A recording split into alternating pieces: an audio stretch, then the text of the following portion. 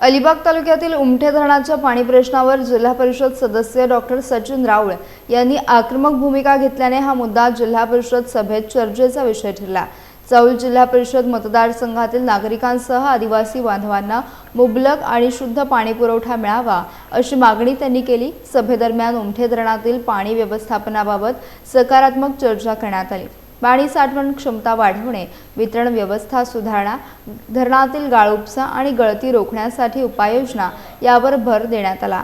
सध्या परिसरात पाणी टंचाईचा प्रश्न गंभीर बनत असून प्रशासनाने तातडीने उपाययोजना करावी अशी मागणी करण्यात आली आहे। भविष्यातील पाणी पुरवठ्यासाठी ठोस नियोजन आवश्यक असल्याचे डॉक्टर सचिन राऊळ यांनी यावेळी स्पष्ट केले। या बैठकीमुळे उमठे धरणाच्या पाणी प्रश्नावर लवकरच निर्णय होण्याची अपेक्षा व्यक्त केली जाते आहे। उमठे धरण 1978 साली सुरू झालं। या धरणाची पाणी साठवण्याची क्षमता सुमारे 87 दशलक्ष घनफूट आहे।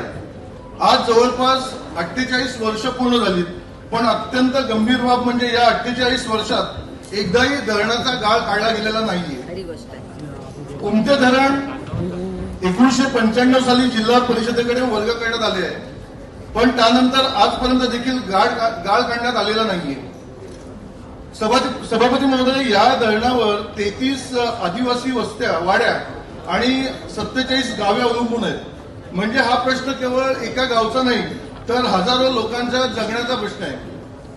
सभापती महोदय, आज परिस्थिती अशी आहे की डिसेंबर मध्येच 1 दिवस आड पाणी येत आहे, जानेवारी फेब्रुवारी मध्ये 2 दिवस आड पाणी येत आहे आणि आता मे महिन्यामध्ये 3 दिवस आड पाणी येत आहे। ही वस्तुस्थिती आहे। पण मग एकीकडे आपण महिला सक्षमीकरणावर बोलतो, दुसरीकडे वास्तव काय?